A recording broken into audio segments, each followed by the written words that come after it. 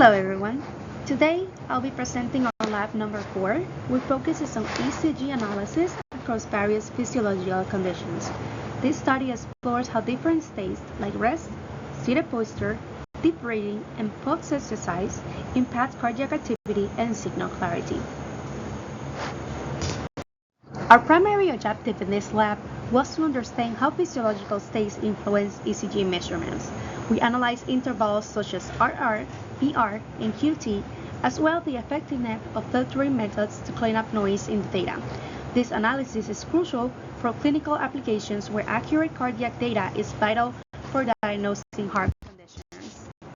We use the BioPack system to collect ECG data on the 4 conditions: supine, seated, deep breathing, and post-exercise. Then the data was processed in MATLAB when we applied bandpass filters to remove baseline drift and noise, normalize the signals for comparison, and calculated intervals like RR, PR, and QT. This allowed us to evaluate how physiological states affect cardiac cycles and the signal quality. On this slide, we can see a more detailed breakdown of how we process the signal in MATLAB. First, we self-filter the signal, then we normalize the signal, and then we analyze it by intervals. We divided these intervals in RR interval, PR interval, and QT interval. That way it will be easier to break down our data and analyze it further. Then we generate graphs with the raw and filtered signals to access the quality improvement post-filtering. Let's begin with the supine condition. Here the participant lay flat, ensuring minimal physical activity and no external stressors affecting the heart. As you can see in the video, the setup is straightforward, with electrodes placed to capture a stable baseline ECG.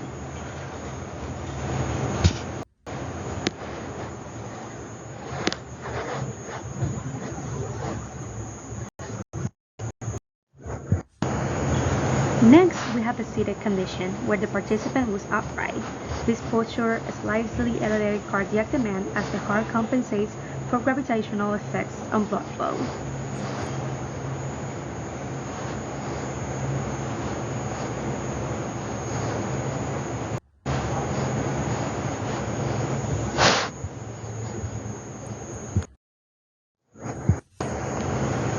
In the deep breathing condition, the participant inhale and exhale deeply at regular intervals. These states introduce respiratory sinus arrhythmia, where heart rate varies with the breathing cycle.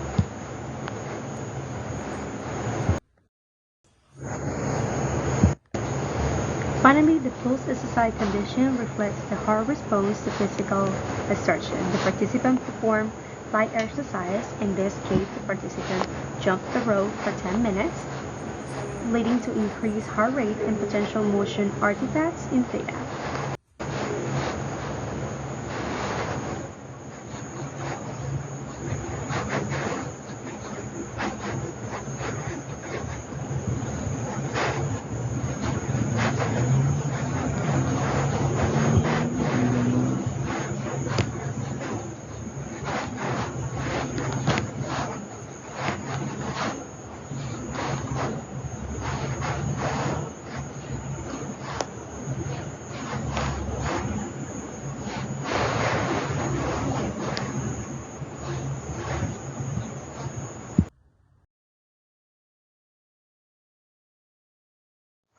Here are the average intervals measured across all conditions.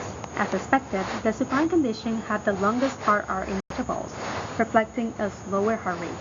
The seated and deep breathing conditions show moderate intervals, while post-exercise exhibited the shortest RR interval due to the heart's increased demand for oxygen. This table shows the cardiac cycles for 3 measurements across all conditions. Supine had the longest and more stable cycles, where exercise had the shortest and more variable. This variability is expected given the rapid adjustments the heart makes post-exercise. The raw ECG graph shows a stable baseline with clearly defined R peaks. However, there is a slight baseline drift, which is eliminated in the filter graph. The long RR intervals reflect a slower heart rate. typical in a relaxed state. This is our cleanest data as minimal noise or artifacts are present. The raw ECG data here shows a bit more baseline drift compared to supine, but filtering significantly reduces this. The RR intervals are shorter, indicating a slight increase in heart rate compared to laying down. This data is still relatively clean with minimal motion artifacts. The raw signal here shows notable baseline drift caused by respiratory motion. After filtering, the ECG is much cleaner, but the variations in RR intervals remain. These fluctuations are expected and represent how breathing impacts the heart's rhythm.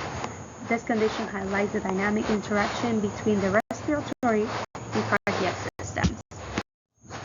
The data calculated post-exercise shows significant noise and irregularities, particularly from motion artifacts.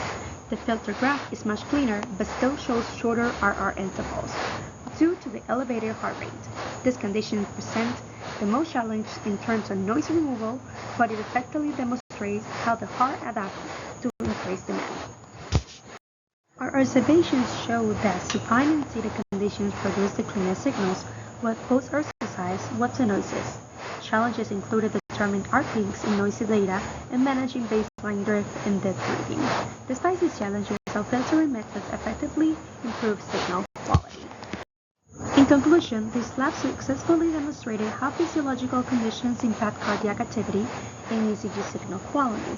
Filtering is essential for obtaining clean data, and our analysis proved valuable insights into the heart's adaptability across different states.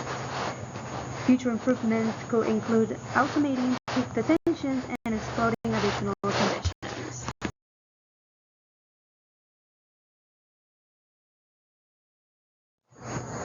Moving forward, we aim to refine our methods by developing better algorithms for noise reduction and expanding the study to include other physiological states, such as standing or stress-induced conditions. This advancement could enhance ECG analysis in clinical settings. Here are the references used for this lab, including resources on ECG standardization and signal processing techniques. Thank you for your attention.